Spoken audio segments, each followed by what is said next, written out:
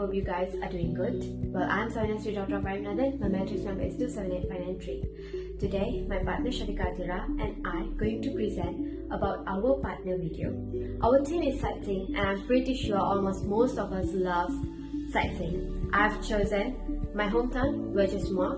Though, before we get into our video presentation, I would like to invite my partner to introduce herself and our topic along with the objectives. Assalamualaikum and hi everyone. My name is Shafika Atira binti Abdul Hadi and my metric number is 280639. So I'm going to share with you guys two historical buildings that placed in Selangor, which is National Monument and Kajang Haji Samuri Sate.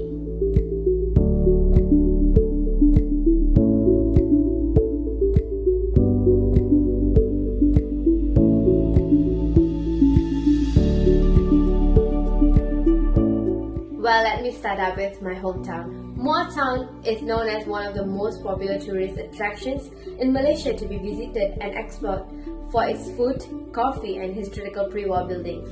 It is also known as Mada Maharani Empress Town, a name given by the late Sultan Abu Bakar in the year 1884. Muar has rows of well-preserved heritage buildings built between the year 1900 and the 1950s with Chinese, Indian, English and Malay architectural elements. The date when the buildings were constructed can be easily identified as they are displayed on the exterior. These buildings portray Muar's prosperous past, such as Abu Bakar Building, completed in 1929, the Kasta Buildings, completed in 1909, Sultan Ibrahim Jami Mosque in 1927, Muar High School in 1915, and the Bukit Kepong Police Stations in 1940s.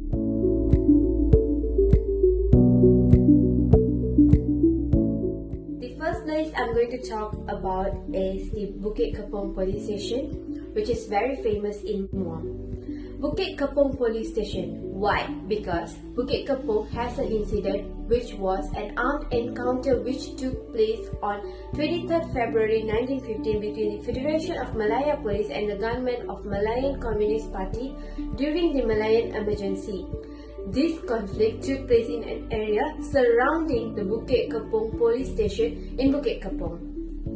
Events Bukit Kepong Police Station is the creation of a communist attack occurred during a state of emergency in Malaya after World War II.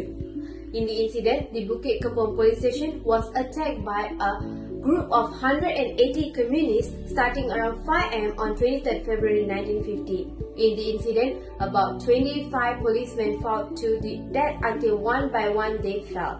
Two wives of policemen also took up arms when they found their husband killed, and they continued to fight with other members until they ran out of ammunition. In this incident, 19 policemen and a total of 40 communist soldiers were killed.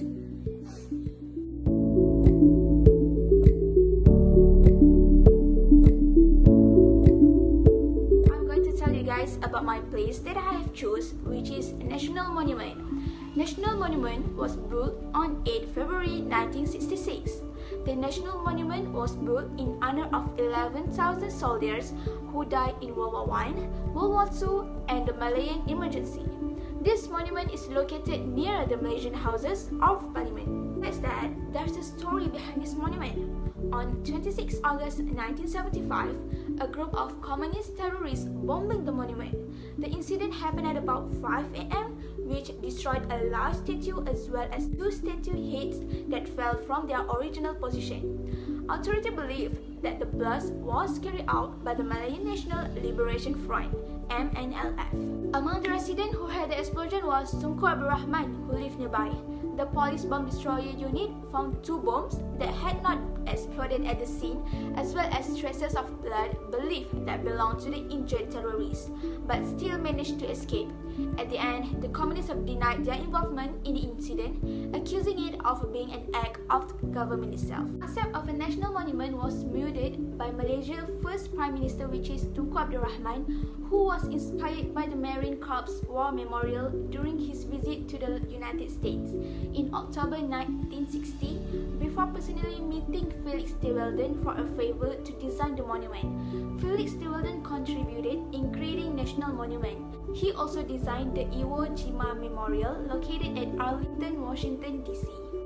For your information, the National Monument was completed and officially opened on 8 February 1966 by Ismail Nasruddin of Terengganu, then Yang di-Pertuan Agong. It was proclaimed a memorial park dedicated to the 11,000 people who died during the 12-year Malayan emergency. Thereafter, a wreath-laying ceremony takes place at the monument every 31st July on Warriors' Day. De Walden was later conferred with the title Tan Sri, the Malaysian equivalent of a high-ranking knighthood. As I said just now, on 27 August 1975, the monument suffered extensive damage due to an explosion set off by a communist terrorist. A fence was then erected and the complex was declared a protected area between sunset and dawn. Every day at dawn, a soldier raises the national flag and lowers it at dusk. The next place I'm going to talk about is Jamek Mosque. The first Muar Jamek Mosque was completed in the year 1887. In the 1920s, a committee was formed to consider building a new Jamek Mosque for Muar people. Following a bid to raise funds from the public, the committee in charge of the building, the new mosque, successfully raised $10,000 ringgit for the purpose. The committee then put the people's aspiration to the Sultan and obtained the royal consent.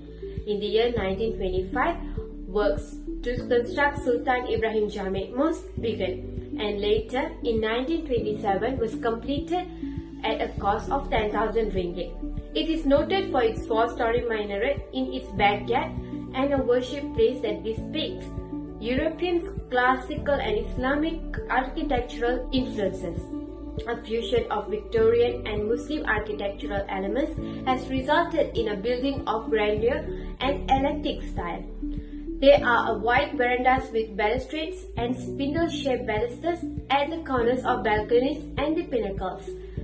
Study columns support semicircular arches and basket-handled arches.